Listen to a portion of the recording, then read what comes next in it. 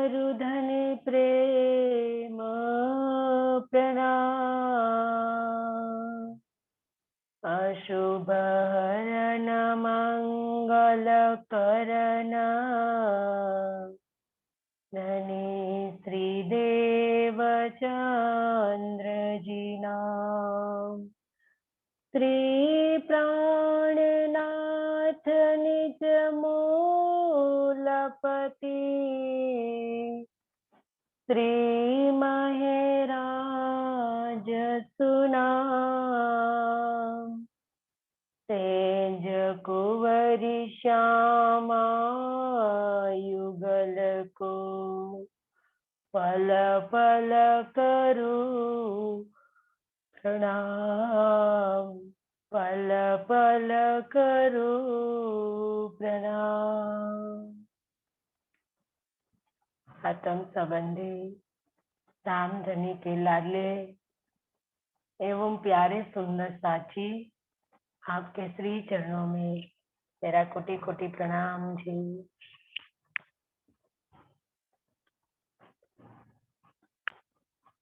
ए पट खोल करे जाहिर तब हुई तो हित मदत। दिल पाक करो इन आब से मुसाफर तब मोह देखावत।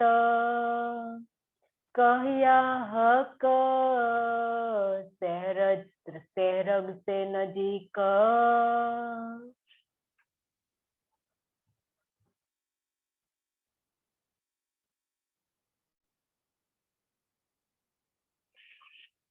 धामधनी श्री अक्षातीत महामती श्री इंद्रावती के धाम दिल में विराजमान होकर इस मार्फत सागर वाणी का रसपान करवा रहे हैं। मार्फत सागर का चौथा प्रकरण, और इनके अंदर धनी हमें तीनों सृष्टियों का हाल और फैल समझा रहे हैं। इसके अंतर्गत धनी ने कई प्रकार की बातों से हमें सावचेत किया है। एक एक चौपाई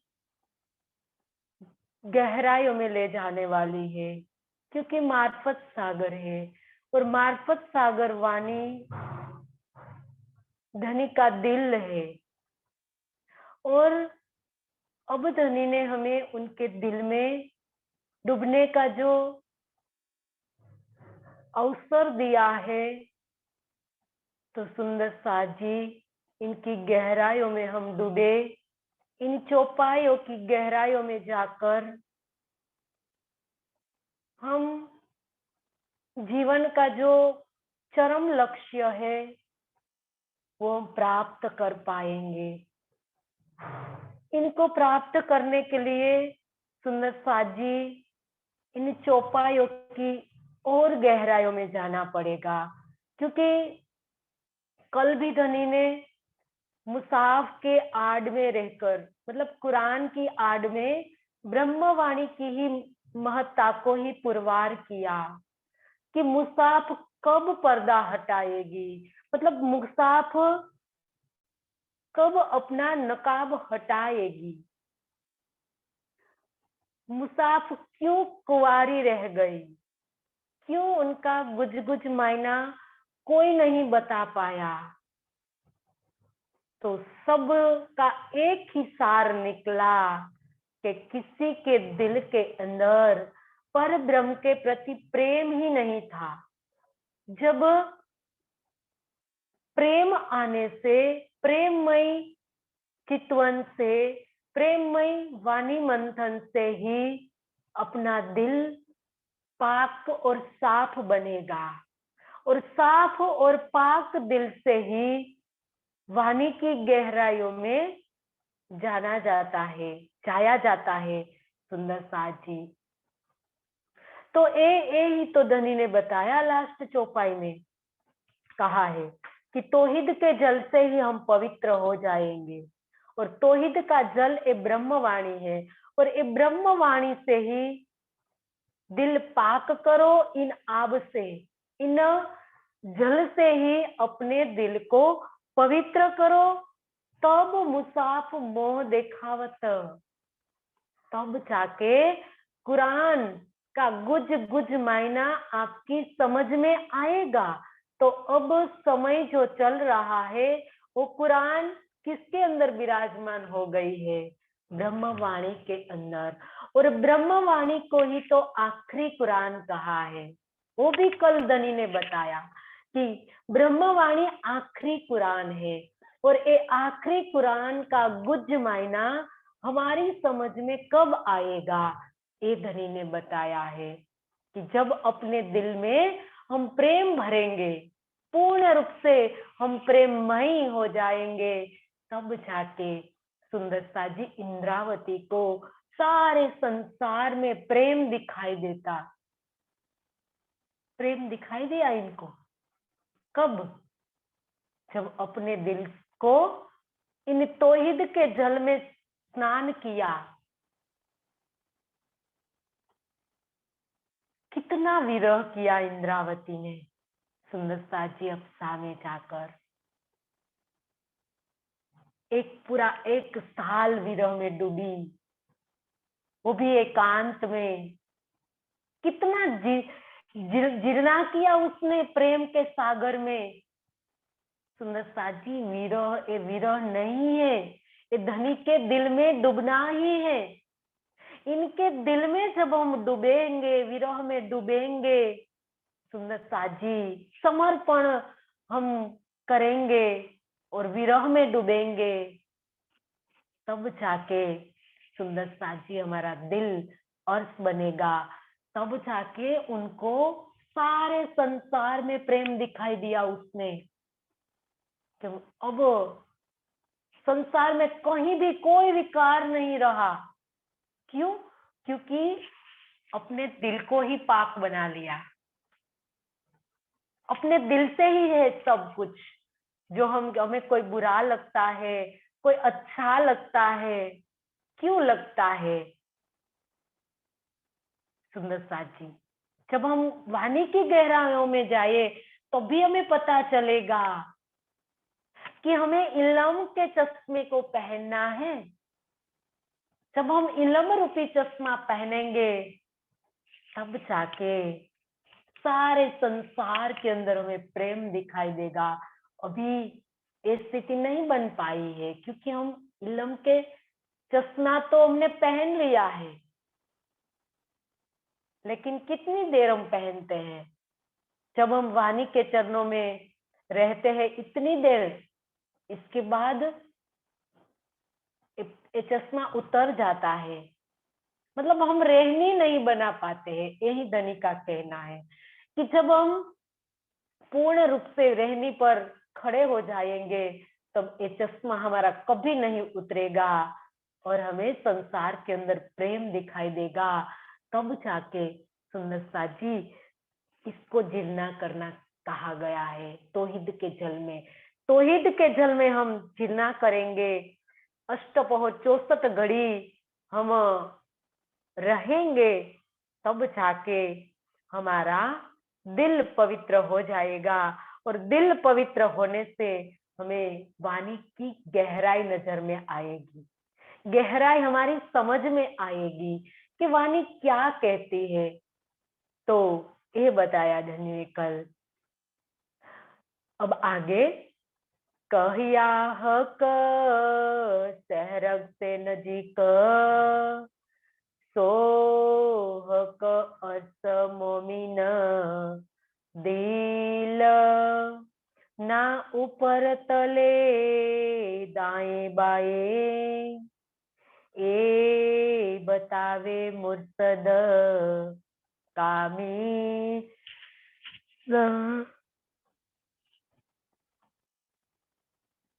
धामधनी श्री अक्षरातीत महामती श्री इंद्रावती के धाम दिल में विराजमान होकर इस चौपाई के माध्यम से हम सुंदर साथ को समझा रहे हैं कि कहिया हक सहरक से नजीक हर ग्रंथ में कहा। जो तारतम के तारतम है, जो भी ग्रंथ अवतरित हुआ, इसके अंदर हर ग्रंथ में धनी ने किया कहा हक सहरग से नजीक आडो पटना द्वार। सिंधी में भी यही बात की। कितने दूर है धनी?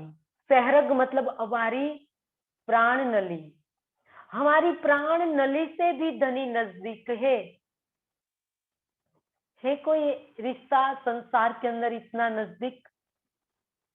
हमारे पति, हमारे पुत्र, जो भी हमारे संबंध में है, सुंदर साथ जी हमारे साइड में है। सहरग से नजीक कौन है?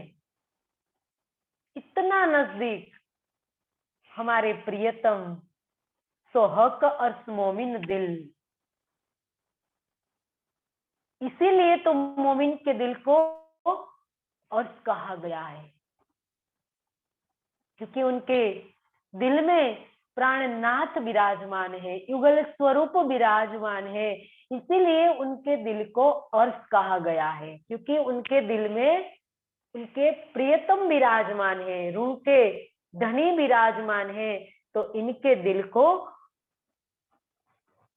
धाम कहा गया है, क्योंकि ब्रह्मात्माओं का हृदय ही धाम है।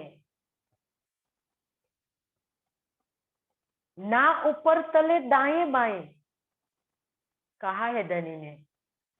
ऊपर तले दाएं बाएं कहीं भी धनी नहीं है। ऊपर तले अर्श ना कहिया, अर्श कहिया मोमिन कलूब। ये अर्थ सुंदर साथ जी, इसका भी यही तो अर्थ है। ऊपर तले धनी एक चौपाई, एक एक ग्रंथ के अंदर एक ही बात बताते हैं धनी, और मोड लेकर अलग अलग चौपाइयों के अंदर धनी ने एक ही बात बताई है। आगे धनी ने कहा कि ऊपर तले अर्थ ना कहिया, अर्थ कहिया मोमिन कलो। ऊपर तले कहीं भी अर्थ नहीं है। मेरा अर्थ तो मेरी ब्रह्मात्माओं का दिल है। तो मार्फत सागर के अंदर भी यही तो कहा, ना ऊपर तले दाएं बाएं कहीं भी मेरा धाम नहीं है। मुझे खोजने की कोशिश मत करिए, आपके दिल में टटोलिए। आपका दिल धाम है, पहले आपके दिल को धाम बनाइए। मैं कहीं दूर नहीं हूं, तेरी नजदीक बैठा हुआ हूं। कहाँ खोज रही है तू मुझे? धनी बोल रहे बार बार इन ब्रह्मवाणी के माध्यम से, धनी रूह को समझा रहे हैं, बड़े प्यार से समझा रहे हैं सुंदर साथ जी। अब तो मार्फत सागर के अंदर तो कलश के अंदर भी कई प्रकार से खननी कर दी है, लेकिन अब तो मार्फत सागर है। और सिंधी में धनी ने कितना प्यार से समझाया कि हक सहरक से नजीक आडो पटना द्वार, खोली आंखें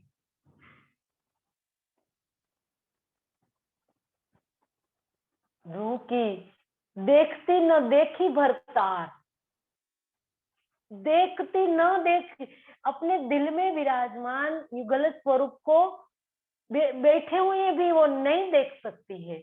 क्यों? क्योंकि वो कहीं और है, उनकी दृष्टि, रूह की दृष्टि कहीं और देखने में मशगूल है। तो अपने दिल में विराजमान युगल स्वरूप को देख ही नहीं रही है, क्योंकि मार्फत के अंदर तो सब रूहों के दिल में विराजमान है धनी। मार्फत की बात है, और मार्फत में सब रूहों के दिल में है धनी।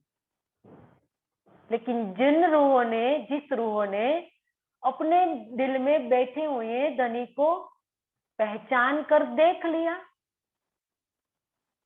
पा लिया धनी को और डूब गए उनके प्रेम में, उनके दिल में।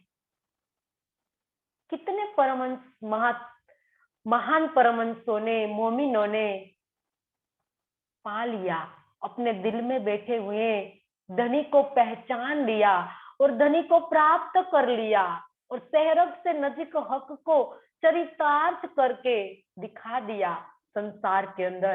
अब हमारी बारी है छठे दिन में, और छठे दिन के मोमिन सुंदर साथ को अब धनी कह रहे हैं कि ऊपर तले कहीं नहीं हूं, दाएं बाएं कहीं नहीं हूं, मैं तुम्हारे सहरग से ही नजीक हूं, तुम्हारे दिल में बैठा हूं। आप देखो, अपनी रूह की बिने देखियो, रूह की दृष्टि खोलिए। सबसे पहले आत्मिक दृष्टि खोलने की बात कही है। मार्फत की दो बंदगी है ना इसके अंदर, परातम का श्रृंगार सजकर जब हमारी आत्मा मूल मिलावे में पहुंचती है और युगल स्वरूप को देखती है, तो ये रूहानी बंदगी जो जिसको कहा गया है, रूह की नजर से और रूह की दृष्टि में ही युगल स्वरूप को, रूह के दिल में ही युगल स्वरूप को बिठाना है। क्यों? क्योंकि हमारी आत्मा और परात्म में कोई भेद नहीं है। जो भी हमारी परात्म में है, हूबहू उनका प्रतिबिंब आत्मा है। तो आत्मा के दिल में ही युगल स्वरूप बैठे हैं। तो जब तक हम आत्मा की ही दृष्टि नहीं खोलेंगे, तब तक हमारा काम नहीं बनने वाला।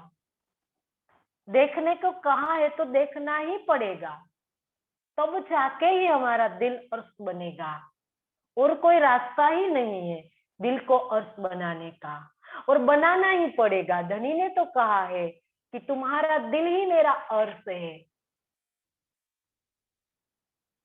कितनी प्यारी बात कहते हैं धनी बार बार, कि तुम अपने दिल में देखियो,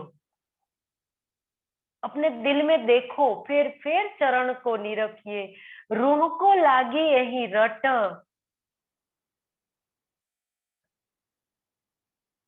जब रूह को रट लग जाएगी युगल स्वरूप को दिल में बैठाने की, अपने दिल में युगल स्वरूप को देखने की, बसाने की जब रट लग जाएगी, तब जाके दिल अर्श बनेगा। और अर्श दिल जब बन जाएगा, तो सुंदर साजी धनी सामने ही बैठे दिखाई देंगे, रूह के दिल में, कहीं ऊपर नहीं है। इसीलिए तो मोहम्मद को कहा कयामत नामा के अंदर कि हे मोहम्मद, ऊपर क्या देख रहे हो, अपने दिल में देखो। क्या कहा? कयामत नामा जो ग्रंथ है आप पढ़ोगे तभी पता चलेगा कि मोहम्मद ऊपर क्या देख रहे हो, अपने दिल में देखो। दिल में देखने का क्या मतलब है? चितवन से, रूह की दृष्टि से देखो, अपने दिल को धाम बनाओ, क्योंकि अपने दिल में ही युगल स्वरूप बैठे हुए हैं। तो सुंदर साजी ये बात यहाँ धनी ने बताई कि ऊपर तले दाएं बाएं ये बतावे मुर्शद कामिल। किसने बताया? मुर्शद मतलब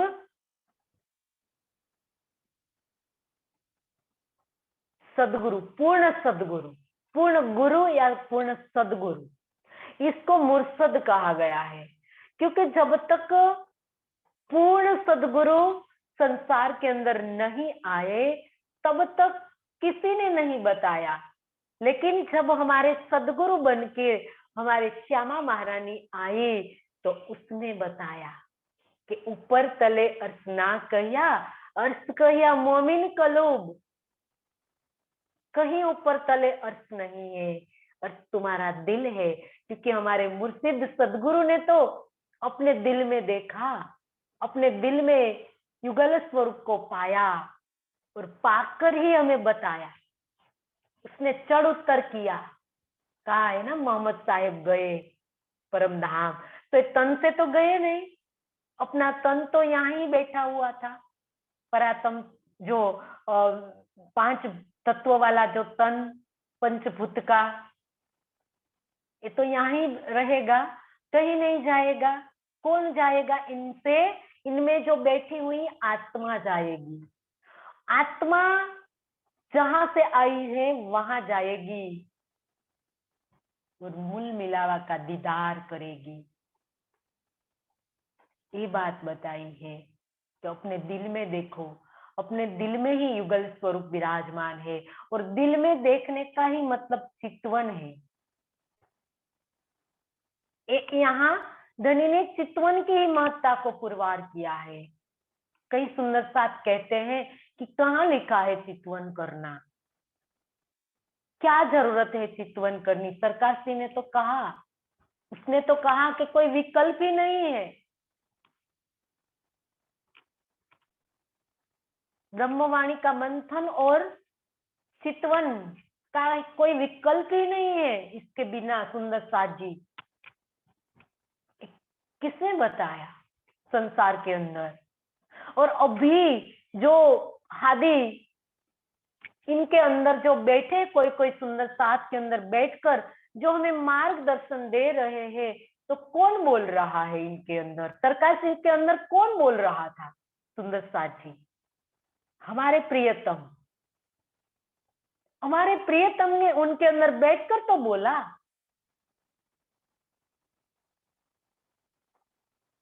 इनकी पहचान करनी है, सरकार से है इनकी पहचान करने की बात कही है कि जो बैठकर बोल रहा है इनकी पहचान करो।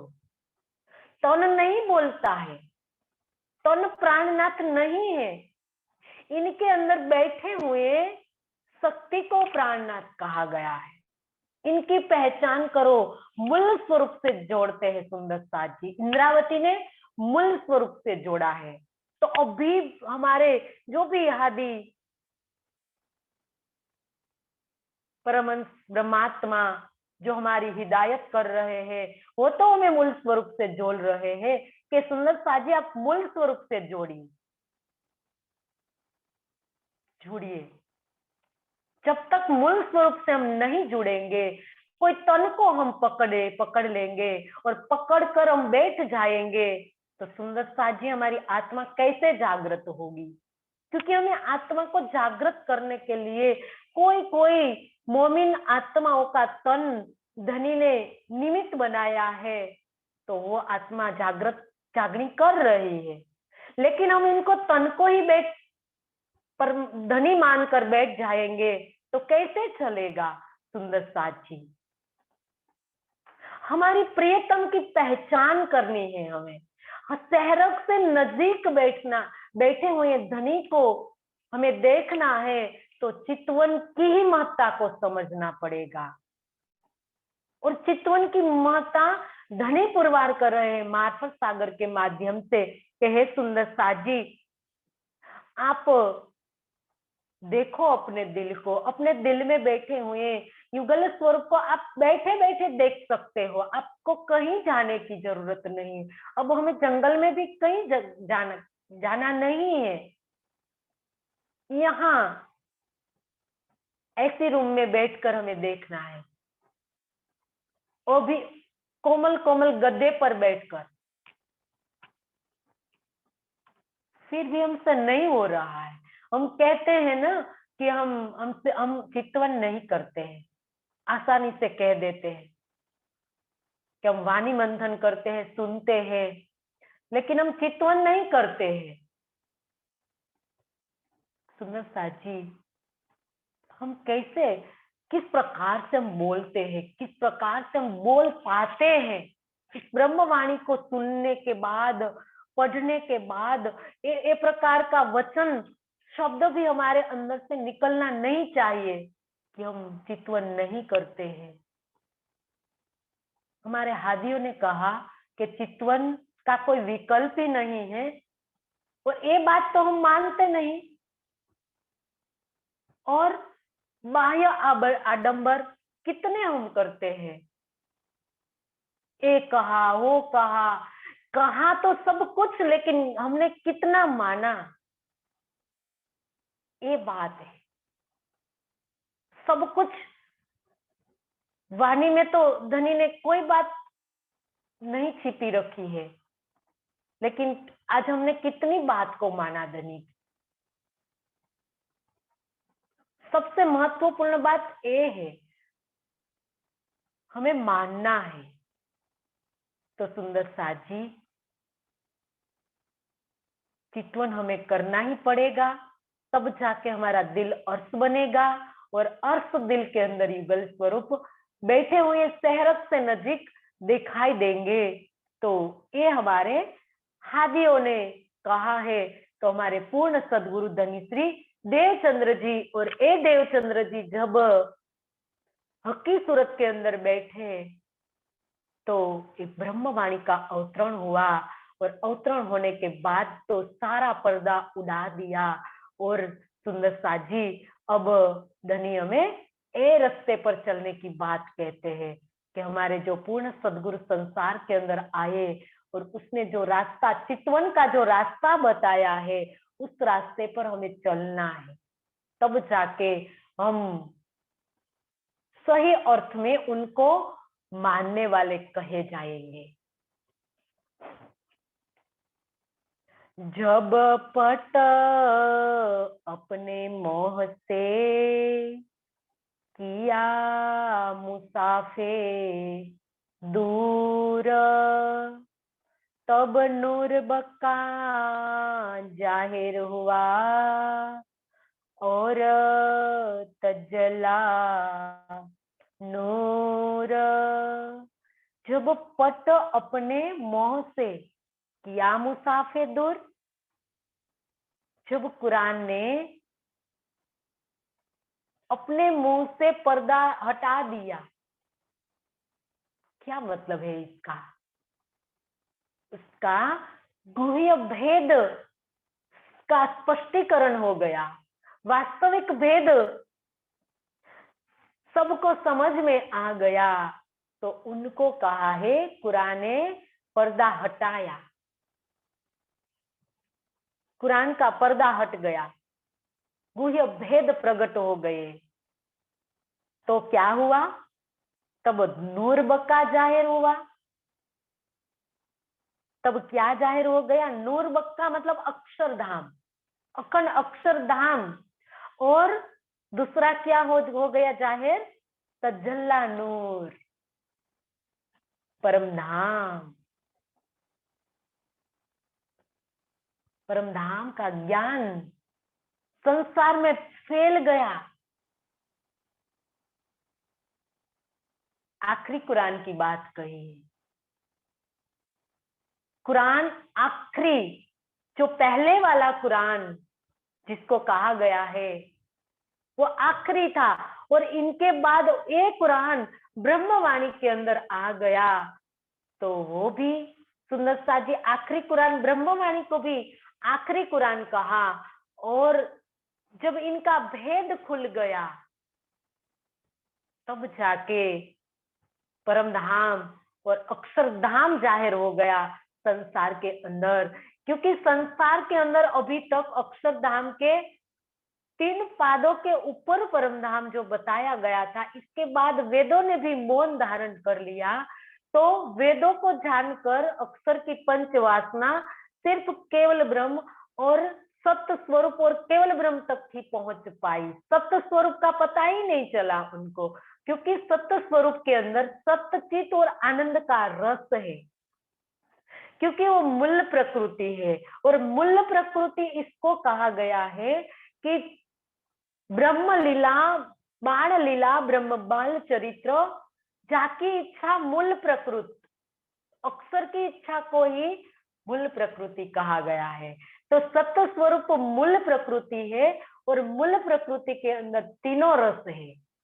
सत्य चित्त और आनंद का जो रस भरा हुआ है, तो यहाँ तो इसका तो किसी को पता ही नहीं था। लेकिन जब ब्रह्मवाणी आई, कुरान आया, कुरान का जो गुज गुज मायना खुला, कुरान के अंदर बातें तो बताई गई थी अक्षरधाम की, परम धाम की, लेकिन गुज थी, किसी ने खोला ही नहीं था। तो पूरा कुरान सनद के रूप में ब्रह्मवाणी के अंदर आ गया, खोल दिया श्री प्राणनाथ जी ने, और संसार के अंदर जाहिर हो गया। एक ज्ञान संसार के अंदर जाहिर हो गया और सबको विदित हो गया। अक्षरधाम का एक एक पाद का पता चल गया। अव्याकृत ब्रह्म, सबलिक ब्रह्म, केवल ब्रह्म और सत्य स्वरूप ब्रह्म, अक्षरधाम का तो पता चला ही चला। लेकिन इसके बाद जो नूर तजल्ला, कुरान के अंदर नूर तजल्ला करके वर्णन किया गया था, वो भी जाहिर हो गया। कितनी बड़ी बात है। संसार के जीव की पहुंच निराकार के परे थी, परे की ही नहीं है, लेकिन तारतम ज्ञान लेकर कहाँ पहुंच गए? परम धाम मूल मिलावे में उनकी दृष्टि पहुंच गई। कहा है ना वितक के अंदर कि संसार के जीव मूल मिलावे खिलवत खाने में पहुंच गए। तो ब्रह्मवाणी से पहुंचे, क्योंकि ब्रह्मवाणी का ज्ञान फैला और फैलने के बाद सबको पता चल गया परम धाम का। तो सुंदर साजी ये बताया यहाँ धनी ने, जब मोह मुसाफे खोलिया तब पटन आडे हक, तब दीदार पावे दुनिया, जो हक इलमे हुई बेसक। जब मोह मुसाफे खोलिया, मुसाफ का मतलब कुरान का गुज गुज मायना खुल गया, का मतलब ब्रह्मवाणी का अवतरण हुआ संसार के अंदर। कुछ कुछ मायना कब खुला? जब ब्रह्मवाणी का अवतरण हुआ तभी तो खुला। और ब्रह्मवाणी का अवतरण कब हुआ? तो 5वें दिन में हुआ, हक्की सूरत के माध्यम से हुआ। और हक्की सूरत ने तो कुरान का गुज गुज मायना खोला। किसी की समझ में आता था कि 5 पैदाश का ब्यौरा किसी के पास नहीं था। आगे आएगा, आगे की चौपाई में कुरान के अंदर बताया हुआ जो 7 निशान है। मेन स्विच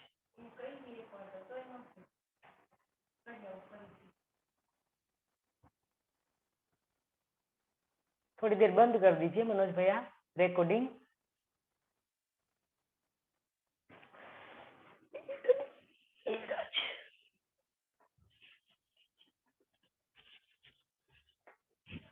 नहीं बंद था तो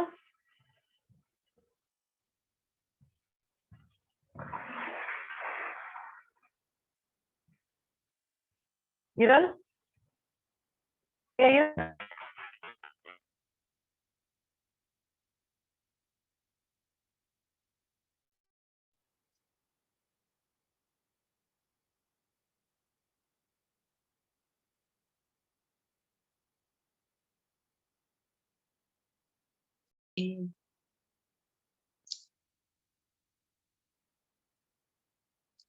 जब मोह मुसाफे खोलिया तब पट न आडा हक। अब कुरान के रूप में जब ब्रह्मवाणी का अवतरण हुआ तो उस समय में सुंदर साथ जी सबको तब दीदार पावे दुनिया। तो सुंदर साथ जी संसार को दीदार का सुख मिला, संसार के जीव ने कभी परमात्मा के बारे में एक भी शब्द सुना ही नहीं है। इसलिए तो कहा, सुनियो दुनिया आखिरी भाग बड़े है तुम, कबू कानो ना सुनी सो दीदार करो कसम। सुनियो दुनिया आखिरी क्यों कहा?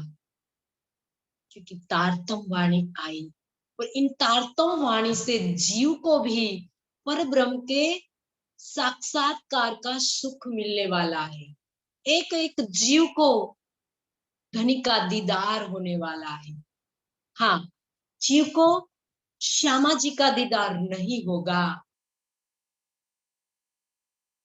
अपनी परात्म का दीदार नहीं होगा, लेकिन धनी ने कहा मैं एक एक जीव को दीदार दूंगा। जो तारतम वाणी लेगा, तारतम वाणी लेकर उन पर चलेगा और अपने दिल में ब्रह्मांगना जैसी भावना करेगा, तो उनको भी दीदार का सुख मिलेगा। इसीलिए अहोभाग्य है जीव का। सुंदरता जी, इस समय में जो समय अभी चल रहा है वो समय सुनहरी सुवर्ण समय है। उस समय में एक एक जीव को दीदार करने का जो सुख प्राप्त होने वाला है, ये बात कही है कि तब दीदार पावे दुनिया, जब ब्रह्मवाणी संसार के अंदर आएगी, कुरान के गुज गुज मायना खुलेगा, तब संसार को परमात्मा के दीदार का सुख मिलेगा। दुनिया ने कभी परमात्मा के दर्शन नहीं किए हैं। इसीलिए तो सुंदरता जी ब्रह्मात्माएं संसार के अंदर आई। क्यों आना हुआ ब्रह्मात्मा को? क्योंकि यहाँ 88,000 ऋषि मुनि तपश्चर्या कर रहे हैं, अपने तन को खत्म कर दिया, राफड़े हो गए, अपनी भौहें जमीन तक पहुंच गई, अपने बालों में सुंदरता जी पक्षियों ने घोंसले बना दिए, फिर भी उनको एक भी झलक नहीं मिली। परमात्मा के दर्शन की एक भी झलक नहीं मिली। कैसे मिले? कोई कारज कारण बने तभी तो परमात्मा संसार के अंदर आए।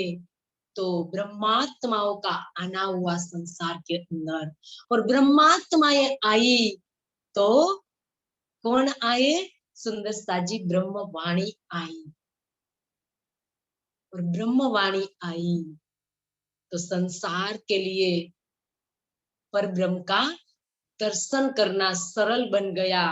तो ये बात बताई, जो नूर बिलंद से उतरे, कौन? ब्रह्मात्माएं नूर बिलंद से आई। दुनिया को ऋषि मुनि संतों महंतों जो भी तपस्या कर रहे थे, हिमालय की कंदराओं में बैठकर परमात्मा की एक झलक के लिए तपस्या कर रही थी, ऐसे जीवों को दर्शन देने के लिए परमात्मा को आने के लिए सुंदरता जी मजबूर होना हुआ। और इसीलिए तो ब्रह्मात्माएं आई संसार में। ब्रह्मात्माएं आई तो उनको लेने के लिए उनके प्रियतम आए। और आत्मा का तो हो प्रियतम है, लेकिन संसार का हो तो परमात्मा है। रूहों का परमात्मा नहीं है वो, रूहों का तो अप्रियतम है। सुंदर जी हमारे प्रियतम है संसार के परमात्मा। इसीलिए कहा ना कि धनी मेरा प्रभु विश्व का प्रगटिया परवान। ये जो प्रकट हुए हैं ना, वो मेरे प्रियतम है, मेरे धनी है। ये मेरे भगवान अवतार, मेरे भगवान नहीं है, ये मेरे ईश्वर भगवान या महाप्रभु ये नहीं है, मेरे तो वो धनी है।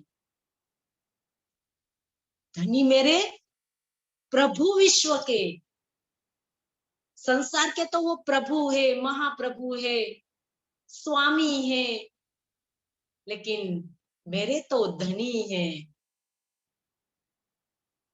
आत्मा का परमात्मा नहीं है सुंदरता जी, इसका तो प्रियतम है, इनका धनी है, उनका सर्वे सर्वा है। जितना भी कहे सुंदरता जी इतना कम है धनी के लिए। क्या कहे धनी के लिए, हम क्या संबोधन करे धनी को, कैसे पुकारे हम धनी को। जितना शुक्रिया उनका हम अदा करें इतना कम है। इसीलिए पल पल शुक्रिया मनाने की बात कही है कि पल पल शुक्रिया मनाओ धनी का, क्योंकि हमारे प्रियतम आए, और आए तो संसार को सुनहरा अवसर मिल गया साक्षात्कार करने का। तो सुंदरता जी अब संसार के अंदर जो धनी ने रूहों का आना निश्चित किया, ये बात यहाँ धनी ने बताई है कि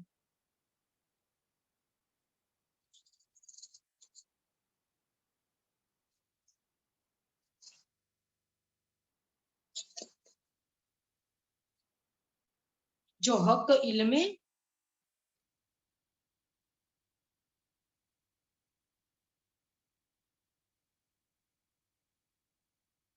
जब मोह मुसाफे खोलिया तब पट न आडे हक, तब दीदार पावे दुनिया जो हक इल्मे हुई बेशक। क्या कहा चौथे चरण में, हक इलम से सब बेशक हो गए और सबको एक परमात्मा का साक्षात्कार करने का सौभाग्य प्राप्त हुआ, और दूनी तरफ न पावे हक की, और मुसाफ हुआ पास हक। हक मुसाफ आडे एक पट, सो पट उड़े देखे खलक। दूनी तरफ न पावे हक की, और मुसाफ हुआ पास हक। क्या कहा यहाँ धनी ने, दुनी अभी तक दुनिया ने परमात्मा के बारे में सुना ही नहीं है, उनको परमात्मा का पता ही नहीं है कि परमात्मा कहाँ है और कुरान का वास्तविक अर्थ क्या है। मुसाफ हुआ पास हक मतलब उनको मुसाफ का, कुरान का वास्तविक अर्थ ही पता नहीं है, और धर्म शास्त्रों का वास्तविक अर्थ पता नहीं है। तो इसी के कारण उनको परमात्मा के बारे में कुछ भी पता नहीं है कि परमात्मा का स्वरूप कैसा है, वो कहाँ रहता है, वो कहाँ सिर पटकते हैं। पत्थरों में वो सिर पटकते रहते हैं, कहीं वृक्षों में, कहीं जल में, तो कहीं अग्नि में परमात्मा मानकर उनकी पूजा करने लगते हैं, क्योंकि उनको पता ही नहीं है धर्म शास्त्रों का वास्तविक खुलासा ही उनको पता नहीं है। तो कैसे उनका पता उनको चले। तो ये बात यहाँ बताई कि कुरान किसके पास था, धनी के पास। धनी ने उनका गुज गुज मायना खोला, कुरान का गुज गुज मायना धनी के पास है। एक कहा है कि मुसाफ धनी के पास, हक के पास। क्या कहा, मुसाफ हुआ पास हक। इनका गुज गुज मायना किनके पास है, धनी के पास है। तो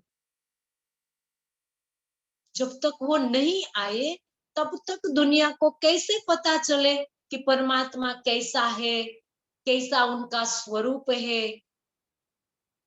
संसार तो साकार और निराकार में उलझी हुई है।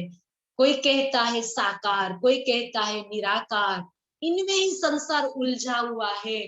तो इसीलिए संसार के अंदर पर ब्रह्म जब आए तो कुरान तथा संसार के अंदर जो अज्ञान का पर्दा था वो तारतम ज्ञान से हटा दिया।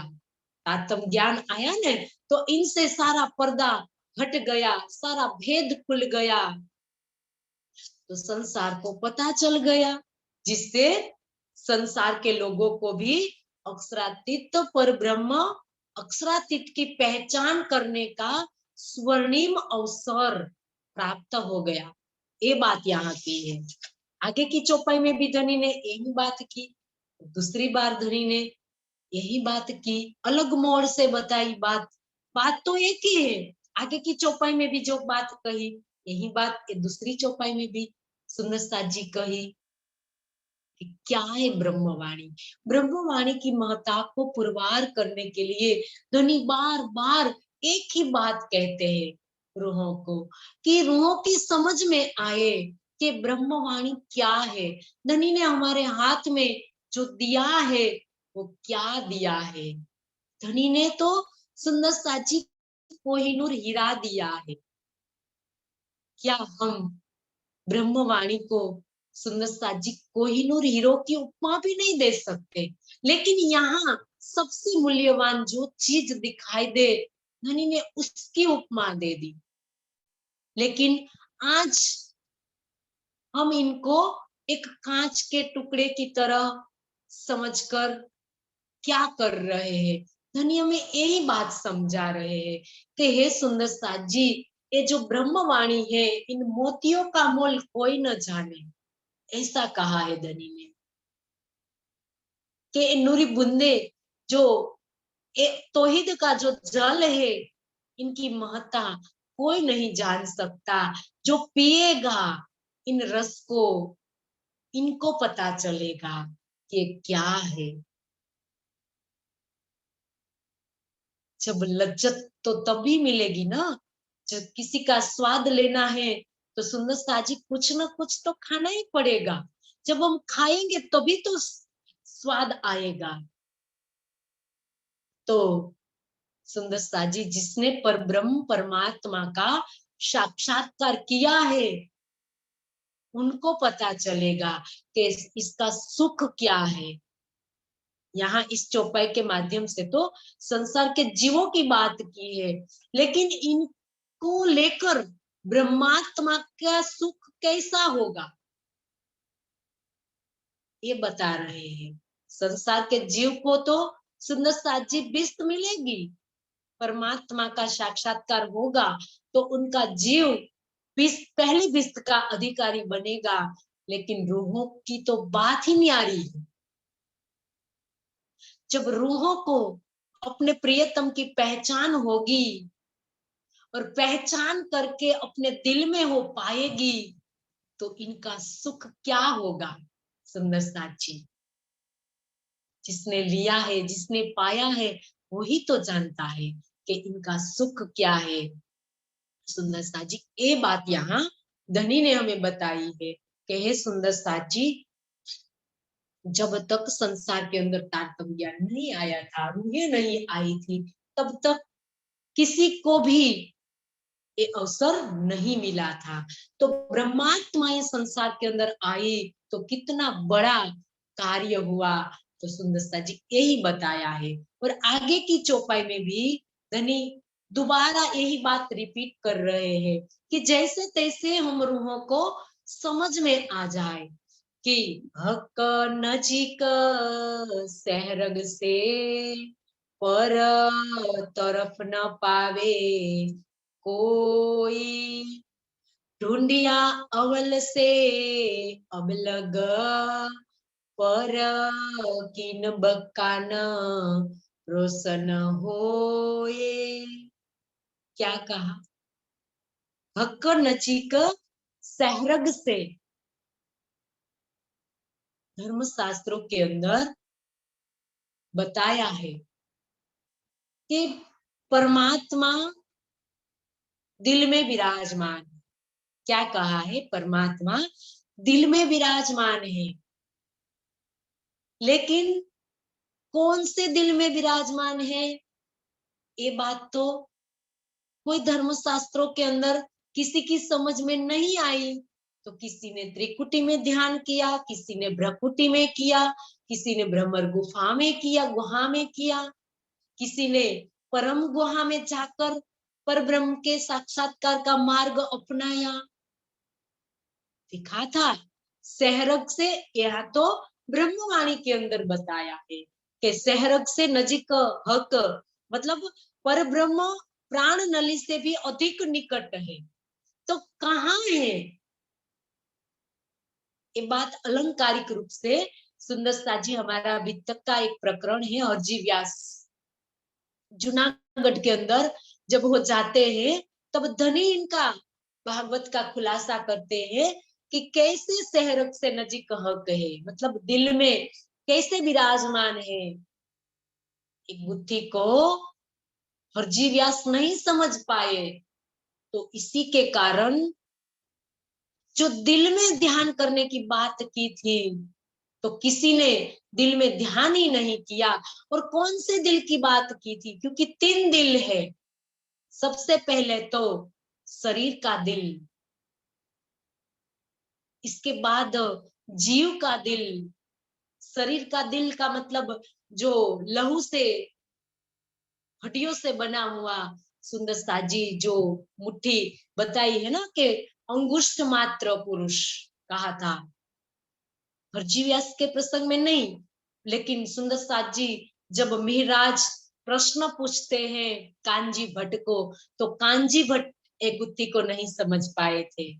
कभी उसने आदि नारायण का ठिकाना बताया, कभी नारायण का ठिकाना बताया। शास्त्रों में लिखा था अंगुष्ठ मात्र पुरुष, एक अंगुष्ठ मात्र पुरुष विराजमान है, ऐसी बात कही थी। तो ये बात उनकी समझ में नहीं आई थी, तो उसने कहीं आदि नारायण का ठिकाना बताया, कहीं अक्षर का ठिकाना बताया। तो ये 3 दिल जो बताए हैं धनी ने कि हड्डी मांस से बना हुआ जो हमारे शरीर का दिल, इसके अंदर, शरीर के अंदर एक जीव का दिल है। मन चित्त बुद्धि और अहंकार को दिल कहा है, और इनके दिल पर आत्मा बैठी हुई है। तो आत्मा के दिल के अंदर विराजमान है धामधनी। लेकिन संसार के अंदर जीव को ही आत्मा कहा है। तो जीव के दिल के अंदर अंतर्यामी रूपे जो परमात्मा का वास बताया गया है, ये बात संसार को पता नहीं चली।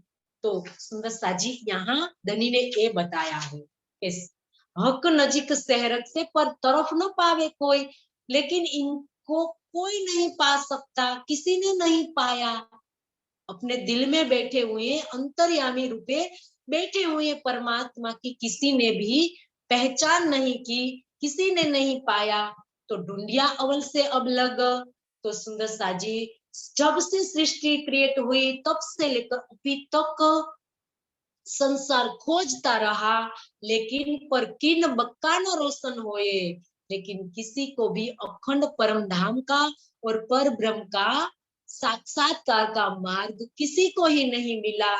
तो सुंदर साजी जब संसार के अंदर तारतम ज्ञान आया, तब सबके लिए सुनहरा अवसर मिला सबको। सुंदर साजी हमारा समय पूरा हो रहा है। वैसे तो इस चौपाई का तो बहुत गहरा और बहुत विस्तार से अर्थ होएगा, लेकिन समय ही नहीं है। समय पूरा हुआ है तो सुंदर साजी चौपाई दोहरा ले। हक नजीक सहरग से पर तरफ न पावे कोई, ढूंढिया अवल से अब लग पर किन बक्काना रोशन होए, पर किन बक्का न रोशन होए। बोलिए श्री प्राणनाथ प्यारे की जय, सदगुरु महाराज की जय। सब सुंदर साथ के चरणों में मेरा कोटि कोटि प्रणाम जी।